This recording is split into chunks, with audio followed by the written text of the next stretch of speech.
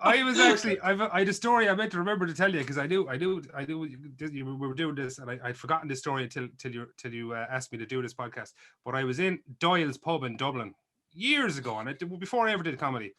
And I was having late pints in there, and I came in late, and there was only one table free, and there was a couple at it, right? And of course, I sat down. They were at the other end of a long table. I sat down, and girlfriend was with me at the time. We sat down. We're having a drink. And then your man looks at me and he goes, "Hey, could you want to come over here? We're on our own. Come over for a chat."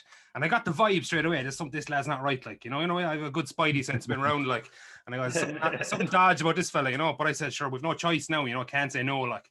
So we kind of pulled around to their side of the table, chatting away.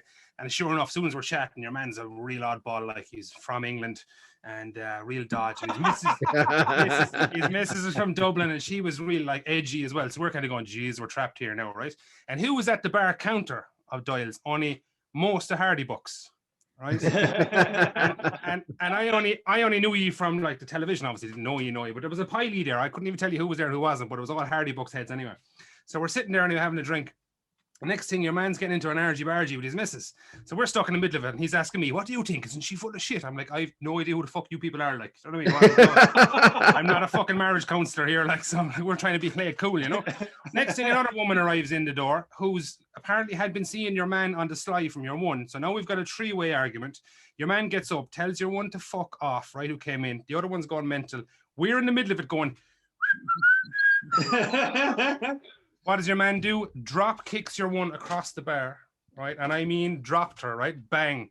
Sends her flying across the bar. I stand up going, holy fuck, right? A pile of people came over, not the fucking Hardy books on my dad, right?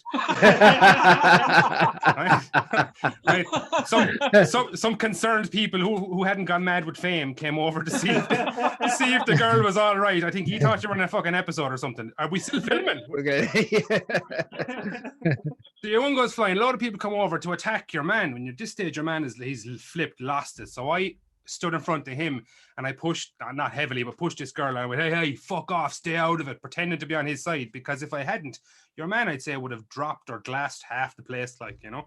So anyway, I had to keep them back. And then I think a few lads came over. I only remember, was it Eddie coming over? Because he's the most identifiable giant head. Yes, of course, yeah. He came over, his giant head, and he was like, "What the fuck happened there, man?" And I'm looking around going, "Am I in fucking Hardy books? What is it's a hidden camera show that's happening in Doyles or something, like, you know?" But I kind of, that story went to the back of my mind, but I said I might as well tell it to his mom with Che, but I'll never forget that. Like, he literally, he sent her all the way across the room, you know?